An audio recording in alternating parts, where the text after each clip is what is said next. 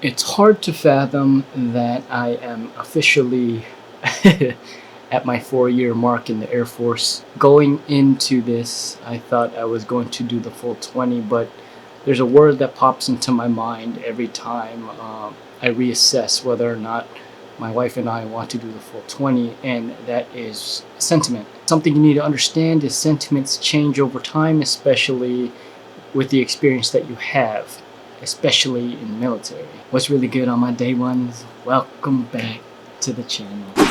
So today I wanted to talk about my 4th year in the Air Force. If you've been following this vlog closely, a lot has happened in this past year. This past year specifically, I got deployed, and prior to deployment we had so much exercise going on. The fact that I feel like I was fully thrown into the operational side of the Air Force, it's changed my perspective of what we actually do in the Air Force. I've made a couple vlogs regarding, the reality of being in the Air Force.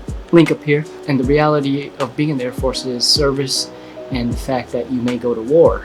Granted, I had a deployment that allowed my wife to come and visit me, which was in Germany, and typically that's not the case, which is the reason why I chose the Air Force in the first place, was because of the life balance and the fact that the Air Force does prioritize family. When I look back on my past 4 years of being in the Air Force, I do feel like there were a lot of circumstances that made me not want to continue my service, and one of those things is the reality of not getting the things that you want. One specifically is the duty stations. It's just so odd to me that you put your name under these jobs that you are most likely qualified for, but end up getting something that is totally out of your realm of control. Fortunately, I got Travis Air Force Base, which was never even on my list of places to go. But am I taking it for what it is at face value? Absolutely. I've had enough great mentorship in the past 4 years to understand that no matter where you go in the Air Force, no matter what you do in the Air Force, solely depends on your ability to, 1, grow where you're planted, and 2, adapt to your environment. I'm still excited to be in the Air Force 4 years later, because this is something that I'm glad to be where I'm at right now, because in the past 4 years I feel like there was so much things that were out of my control, but I always trusted the process, and also trusted my mentors to tell me that this is good for growth and this is going to get you to the next level of what you want to do. One thing you need to understand is there will be linear progression in your career, and you need to hit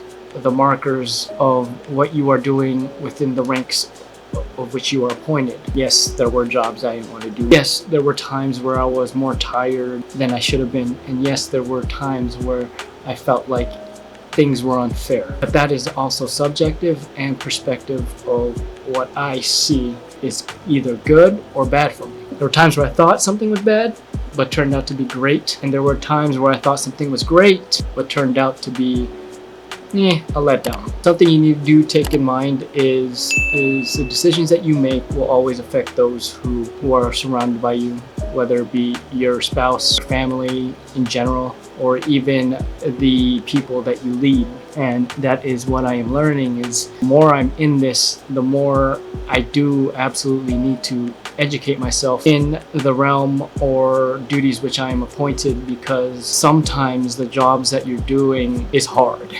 And to be honest, the fact that I signed a 6-year bonus, I didn't know what I was getting myself into. I'm about to hit 5 more years left on my contract. By the time I'm done with this next contract, it's going to put me exactly at 9 years, which I'll do another year, and then I will assess with my wife where we're at and what we want to do going forward. Because at the end of the day, you will always prioritize your loved ones.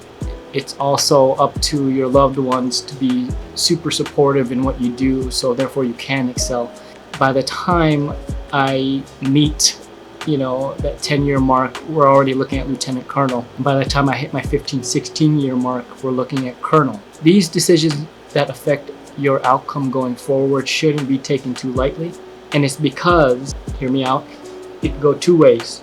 It could go good or it could go bad. With great mentorship, you learn to train your mind to think certain ways. And with education, you substantiate your decisions. You got to remember that you are an airman and a leader first, and then your job follows. You got to be good at your job to be a strong leader. And the fact that I'm seeing a lot of idiosyncrasies with how people perform and how people portray themselves, it's opened my eyes as to what is really going on. Yeah, besides that, this is my 4-year check-in. Again, I've been doing this every year I've been in service, so I've already done 3 iterations of this, and the sentiment has changed over time and it's gotten more serious, and that's how it's supposed to be. That's how careers go, is you get more adept to your situation and your job, and you truly are molded into a professional and a leader. So, but yeah, this is my 4-year check-in. You know, do I still love my service? Absolutely. Will it change next year? Who knows? Will I continue to make videos that help inspire and also help those along the way? Absolutely. As long as I'm in service, I will continue to do things that I do, just so therefore I can help the bigger picture in the long run. So, yeah, besides that, hope you guys are doing well. If you enjoyed this video, don't forget to smash the thumbs up button.